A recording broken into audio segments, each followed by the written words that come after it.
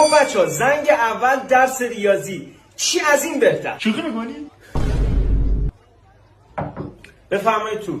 سلام. سلام. شما؟ آقا اجازه شاگرد جدیده. مگه از تو پرسیدم؟ آقا ما می‌خواستیم کمکتون کنیم. تو به خودت کمک کن، امسال هم ریاضی رو نگفتی.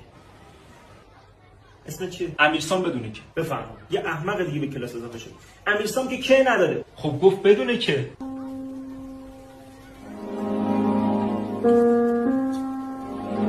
خب بیا بشین سر کلاس.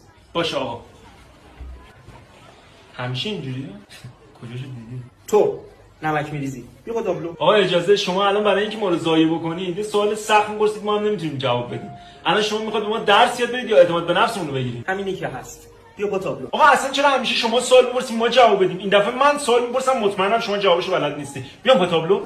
مگه سوالای تو چقدر میتونه سخت باشه؟ من فوق لیسانس ریاضی ام. بیا با تابلو هر سوالی داری بپرس.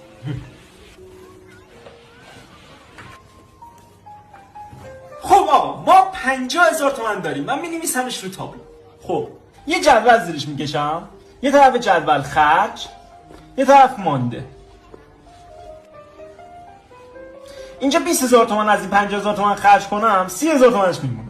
از این 30,000 تومان 15,000 تومانش خرج کنم 15,000 تومانش میمونه. از این 15,000 تومان 9,000 تومانش خرج کنم 6,000 تومانش میمونه. این 6,000 تومانم خرج میکنم هیچ چیش نمیمونه. خب حالا باید جمع این ردیف با این ردیف برابر باشه و مساوی 50,000 تومان باشه. درسته؟ درست.